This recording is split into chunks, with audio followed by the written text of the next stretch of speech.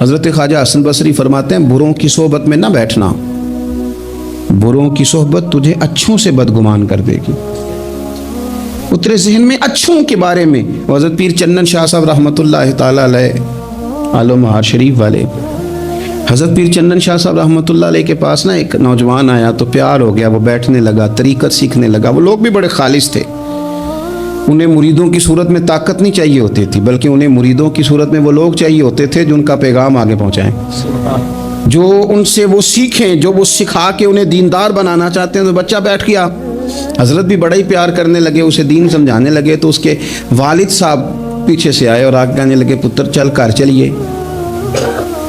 کہنے لگے جی ابا جی اور میں تو نہیں جانا، میں تو اتھی رہنا ہے۔ کہنے لگا پتر چل میں بڑے پیر ویکھے نے۔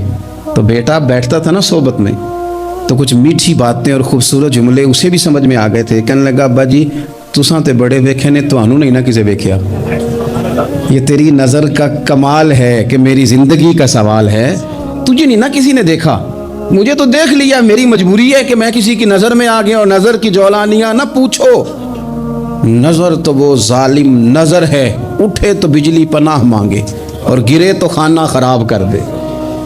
اس لیے میں تو نظر میں آ گیا ہوں، مجھے بتائیں میں کدھر جاؤں، میرا معاملہ اور طرح کا ہو گیا۔ تو عزیز دوست آپ یہ دیکھیں کہ آپ کسی صالح بندے کی صحبت میں جا رہے ہیں اور یکدم ایک شخص آیا ہے، اس نے آ کے سارا معاملہ روک دیا۔ بروں کی صحبت اچھوں سے بدگمانی پیدا کرتی۔ آپ کے دوستوں کا ٹھیک ہونا بڑا ضروری ہے، حلقہ احباب کا درست ہونا بڑا ضروری۔ آپ نے تھوڑا سا بھی جس کے ساتھ سفر کرنا ہے نا، اس بندے کا بھی ٹھیک ہونا بڑا ضروری ہے، ورنہ انسانی ذہن میں بعض لوگ ایسے سوالات چھوڑ دیتے ہیں کہ وہ سوالات نہیں ہوتے، وہ وسوسے ہوتے ہیں۔ وہ تو ایک جملہ کہہ کے گزر گیا اور انسان ہے کہ وہ لڑتا رہا، جدوجہد کرتا رہا۔ مجھے بڑی اچھی طرح بات یاد ہے، میں اپنے احباب میں سے سمجھ لیں یا بہن بھائیوں میں سے نہ کسی کے ساتھ کو تھوڑا بہت خیر کا کام کرتا تھا اپنی توفیق کے مطابق۔ تو ایک دن میں دوبارہ سے اسی سلسلے میں اپنی خدمت کے لیے حاضر ہوا تھا، تو میں واپس لوٹا تو ایک صاحب مجھ سے کہنے لگے کتنا گزر تو سائیں پہچان ہے، دیکھ رہے ہیں سالوں گزر گئے۔ میں آپ کو اپنی بات بتاتا ہوں، تو واقعی میرا ذہن الجھنے لگ گیا۔ واپس آنے تک میں نے کہا یار یہ کب تک، یعنی کہ تو ہر روز کوئی نہ کوئی بات سنا دیتے ہیں کہ فلانی بھی مجبوری ہے، فلانی بھی، کب تک یہ کرنا ہے؟ میرا ذہن خاصا الجھ گیا اور میں بڑی عجیب سی کیفیت میں چلا گیا۔ میں اسی پریشانی کے عالم میں تھا کہ میں نے طبقات امام شورانی کھولا، ویسے ہی بائی دا وے تو سامنے ایک بزرگ کا قول آ گیا، وہ کہنے لگے یاد رکھنا بندے بندوں کے محتاج نہیں، بندے رب کے محتاج ہیں۔ اور اگر کوئی بندہ کسی کا بھلا کرتا ہے نا تو بس اللہ نے اس کی ڈیوٹی لگائی ہے، باقی دے اللہ ہی رہا ہے۔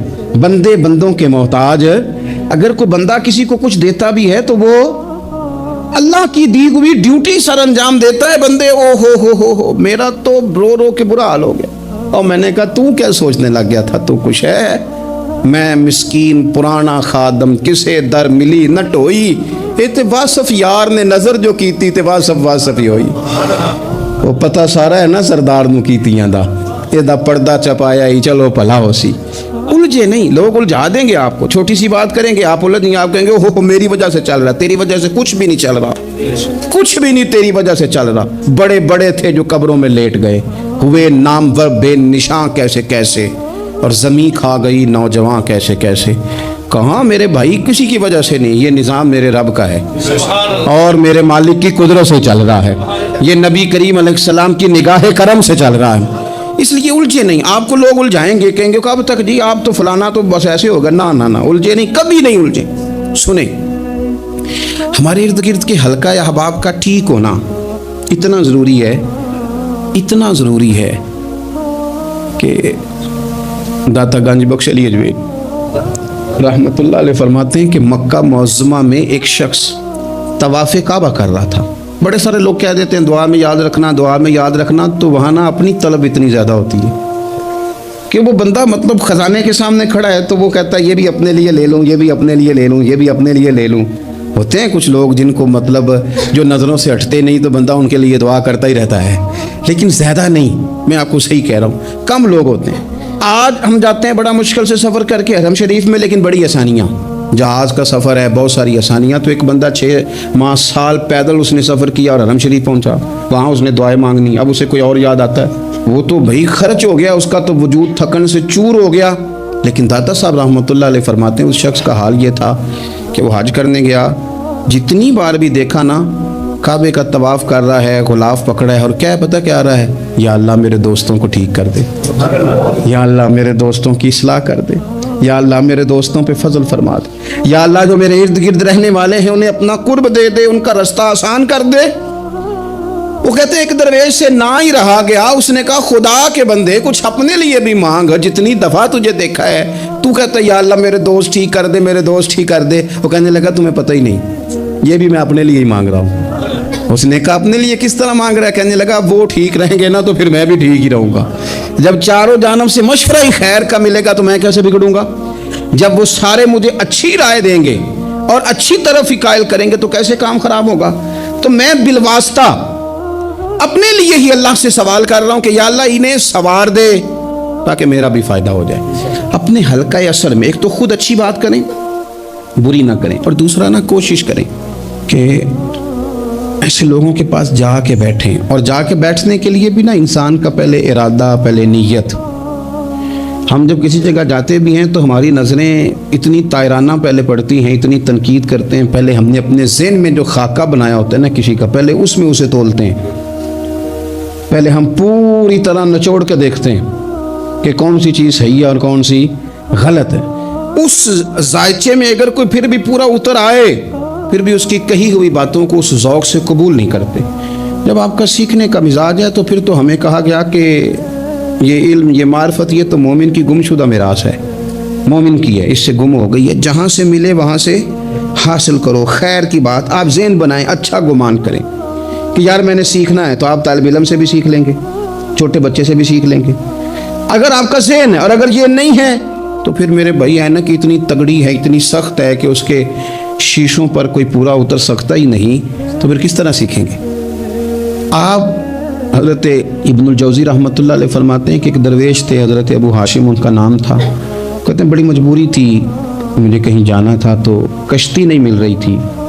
अचानक एक कश्ती गुजरने लगी तो मैं भी सवार होने लगा, तो मल्लाह ने मुझसे कहा कि ये एक साहब बैठे हैं, बड़े अमीर हैं, साथ उनकी कनीज़ है, इन्होंने मुझसे बुक कर ली है सारी की सारी, किया अकीदा सी सालम करा लिया टांगा, वो सारी की सारी बुक कर ली है, तो मैं तो किसी को नहीं बिठा सकता। तो वो जो साहब बैठे थे बड़े सेठ आदमी थे, कहने लगे मियाँ आप किसी और कश्ती में बैठो। जो उनकी कनीज़ थी ना वो कहने लगी चेहरे से कोई नेक आदमी लगता है, चलो इतनी सवारियों की जगह है, किसी कोने खुदरे में बैठ जाएगा, हमारा क्या जाएगा। कहा अच्छा चलो आ जाओ।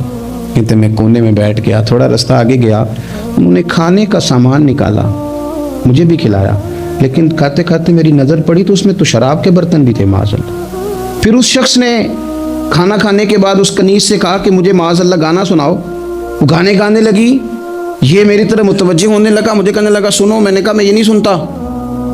फिर मेरी तरफ शराब बढ़ाई, मैंने कहा मैं नहीं पीता। तो कहने लगा तू क्या सुनता है, तू क्या सुनता है? तो कहने लगे मैं सुनाऊं क्या सुनता हूँ?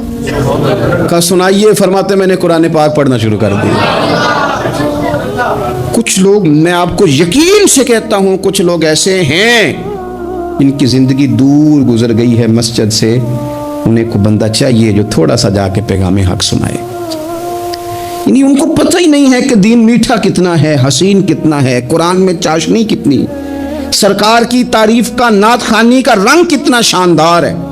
मेरा ये मानना है कि जिसे रब रसूल के रंगों की खुशबू का पता चल गया ना, फिर दुनिया का कोई और रंग उसे अपनी तरफ मायल कर ही नहीं सकता, सवाल ही पैदा नहीं होता। कुछ लोगों ने सूंघा नहीं है, आए नहीं है, करीब नहीं आए। तो शेख अबू हाशिम कहते हैं मुझे कहने लगा सुनाओ ना। अमीर आदमी था, कभी इस तरफ गया ही नहीं था। ढेरों लोग हैं जो नहीं मस्जिद जाते। अल्हाकुमुत तकासुर हत्ता ज़ुरतुमुल मकाबिर। अल्लाह फरमाते हैं कि तुम्हें दौलत की हिरस ने इतना अजीब उलझा दिया कि कब्रों तक पहुंच गए तुम। बहुत सारे लोग हैं कब्र में चले जाते हैं, मस्जिद में नहीं आते। तो कहते हैं मैंने उसे चंद आयतें सुनाई, उसकी तो कैफियत ही बदल गई। कहने लगा मौलाना जिंदगी बड़ी गुनाहों में गुजरी है, अब तौबा कर लूँ तो मालिक माफ कर देगा।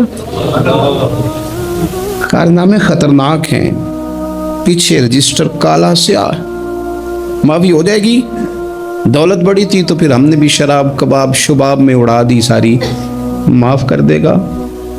तो कहते हैं मैंने कहा हो बंदे के आने की देर है, उसकी रहमत तो फ़ौरन ही कबूल कर लेती है। वैसे भी अदल करें थे थर थर कंबन, ऊंचियां शाना वाले तुझे फजल करें थे, फिर ते बख्शे जामन मेरे जय मुँह काले। कहते उसने उस कनीज़ को आज़ाद किया, दौलत अल्लाह की राह में खैरात की, 40 साल मेरे साथ रहा। फिर मैंने उसकी ज़ुबान से सिवाय खैर के जुमला नहीं सुना। एक की बात करता था, कहता था शेख काश आप मुझे थोड़ा पहले मिल जाते, ज़िंदगी से ये गिला है कि तू ज़रा देर से मिला है। पहले मिल जाते ना तो शायद मेरी ज़िंदगी कुछ और दिन बन जाते, थोड़ी देर अल्लाह वाले की सोबत। आप फरमाते हैं फिर वो 40 साल के बाद मेरे सामने इंतकाल हुआ, मैंने ही दफन किया, मैंने ही कब्र में उतारा, जनाजे का एहतमाम भी मैंने ही किया। मेरा यार था, दिल लग गया था, प्यार हो गया, मैं परेशान रहता। एक दिन ख्वाब में मिल के मुझे कहने लगा फिक्र न कर, मैंने अपने रब को बड़ा ही मेहरबान पाया है, मैंने उसे बड़ा करीम पाया है, माफ़ करने वाला पाया है, दरगुजर करने वाला पाया है। उसने फजल फरमा दिया मेरे गुनाहों पर, उसके अफू दरगुजर का कलम चल गया है, और मेरे हक़ में जो फ़ैसला आया है वो रहमत वाला ही आया है, फजल वाला ही फ़ैसला आया है। अजीज़ दोस्तों, थोड़ी देर किसी नेक आदमी की सोबत, एक तो यह है कि वो सोहबत तकवे की तरफ माइल करेगी, तो बुरे आदमी की सोबत ना आपकी तबीयत में हिजान पैदा करेगी। हिजान वो लोग ही होते हैं जो मिलके कहते हैं छोड़ सारी दुनियादारी है, पैसे हों तो सारे ठीक हैं। ये लोग ही हैं जो ये सबक भी पढ़ाते हैं। वो लोग ही हैं वो कहते हैं छोड़ यार, कौन से दरवेश, कौन से मौलवी, कौन से दीनदार, सब इसी तरह के ही हैं। ये लोग ही हैं जो कहते हैं छोड़ो मियाँ तुम किस चक्कर में पड़ गए, अभी तो इतनी उम्र पड़ी है। ये सब चीज़ें हैं। हमारे साहब रहमतुल्लाह अलैह इरशाद फरमाया करते थे कि बड़े बड़े घरों के मेहमान ना बनना, वरना बड़े बड़े ऊंचे ऊंचे मकान तुम्हारा भी दिल चाहेगा कभी मेरा भी इस तरह का घर हो जाए ना। बड़े बड़े ऊंचे ऊंचे मनसबदार लोगों के पास ना जाना, वरना तुम्हारा ख्याल बढ़ेगा। दावत के लिए जाना, पैगाम हक के लिए जाना, वो मामला एक अलग है, लेकिन इस शौक से जाना कि ये बड़ा आदमी है, फरमाया तुम्हारे लिए मुश्किल हो जाएगी।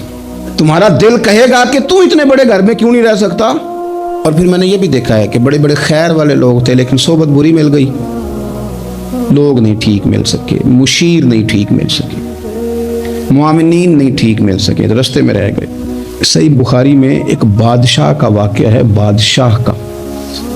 मैंने जब उसे पढ़ा तो मैं हैरान ही रह गया कि ये जो मुशीर वज़ीर होते हैं यहाँ तक ले जाते हैं बंदे को।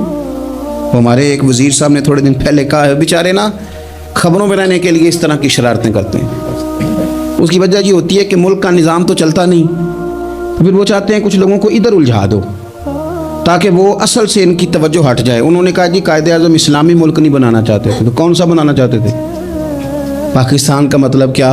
ला इलाहा इल्लल्लाह मुहम्मद रसूलुल्लाह सल्लल्लाहु अलैहि वसल्लम। मैं आपके जवाब में सिर्फ इतनी बात कहूँगा कि जो पाकिस्तान बनाने वाले थे ना, वो आपकी तरह के लोग नहीं बनाना चाहते थे, आपकी तरह के लोगों के हवाले नहीं करना चाहते। हमारे लीडरों का ये हाल है कि इस तरह के लोगों को मुशीर बना लेते हैं, वज़ीर बना लेते हैं। ये कितनी रुकावट पैदा करते हैं, कितनी तबाही करते हैं। देखिए बुखारी में मौजूद है, हिरकल बादशाह ने हज़रत अबू सुफियान रदी अल्लाह ताला अन्हु, जो उस वक़्त अभी कलमा नहीं पढ़ते थे, उनको बुला के नबी पाक अलैहिस्सलाम के बारे में सारी बातें पूछी।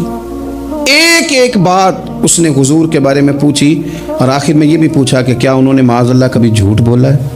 तब अबू सुफियान कहने लगे नहीं, कुर्बान जाऊँ, मेरी मुखालफत अपनी जगह पे, लेकिन वो मेरे सामने पैदा हुए हैं, 40 साल की उम्र में ऐलान नबूवत किया है, उनकी गोद में बेटियां खेलते मैंने देखी हैं, उनके मुकद्दस बाल मेरे सामने सफ़ेद हुए हैं। महबूब ने जब भी बोला हक और साची बोला है। उसकी न तबीयत में दीन उतर गया बादशाह की। उसने इसके जवाब में बड़ा खूबसूरत जुमला कहा, कहने लगा जिसने बंदों से कभी झूठ नहीं बोला, वो ये झूठ क्यों बोलेंगे कि मैं अल्लाह का रसूल बन के आया।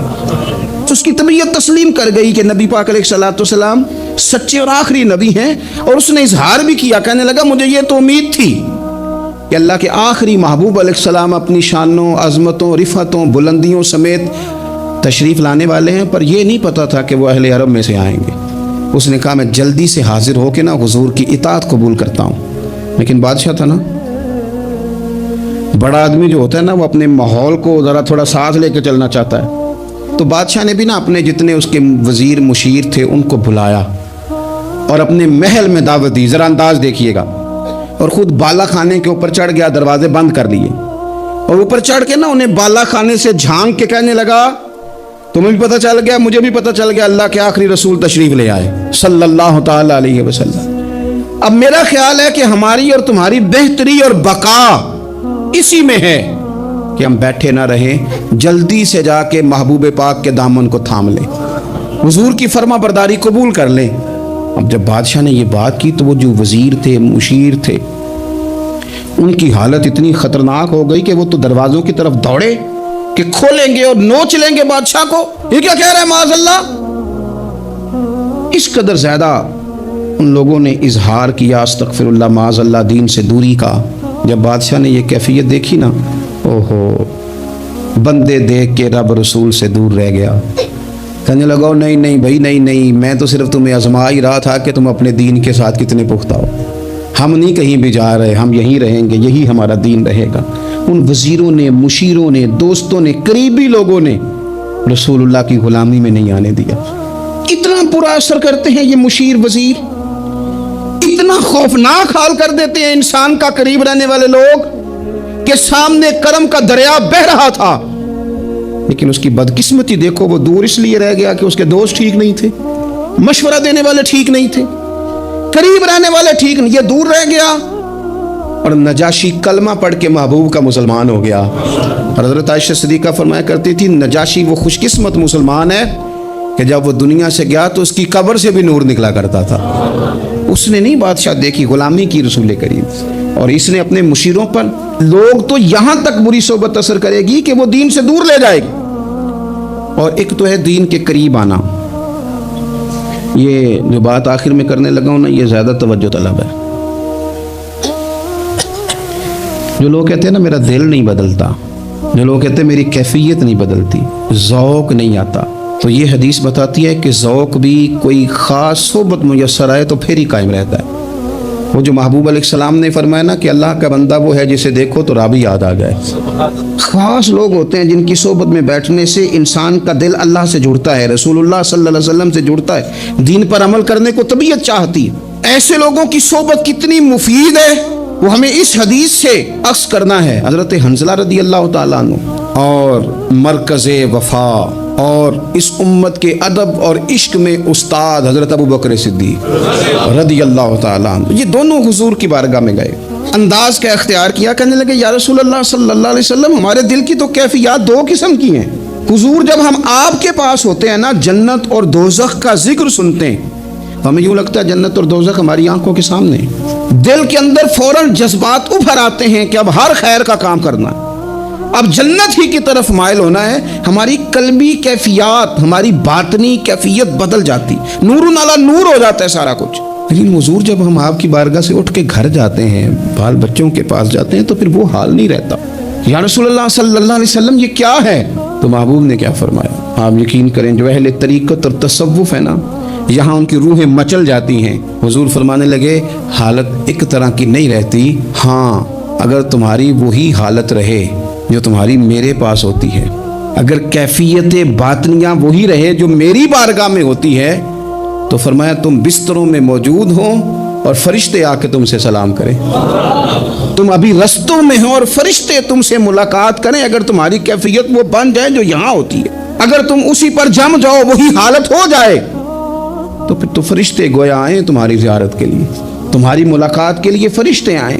اگر کیفیات بدل جائیں کسی اللہ کے بندے کی بارگاہ میں بیٹھ کر, تو پھر اس کیفیت کو برقرار رکھنے کی کوشش کی جائے. اگرچہ حضور نے فرما دیا کہ کیفیات ایک جیسی نہیں رہتی, اور چلو میرے بھائی تھوڑی دیر کے لیے ہی صحیح, جتنی صحبت میسر آئے. شاید اسی لیے امام اعظم ابو حنیفہ رحمۃ اللہ علیہ کی عمر 60 سال سے زیادہ تھی. تو کسی نے پوچھا حضور کتنی عمر ہے؟ فرمایا عمر ہے 3 سال.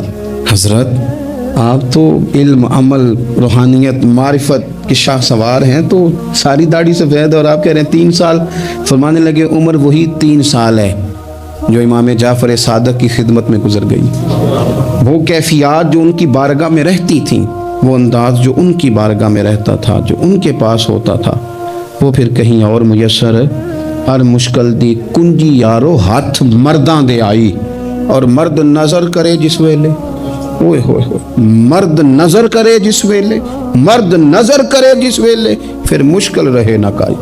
वो जो कैफियत है ना उस वक़्त की, इनको रब का बंदा मिले और इंसान उसकी सोबत में बैठ के अपने रब को याद करे, रसूल करीम की मोहब्बत में मचले, तो फिर वो लम्हे इतने कीमती हैं कि वो ज़िंदगी संवारने के लिए काफ़ी हो सकते हैं। अल्लाह करीम अच्छी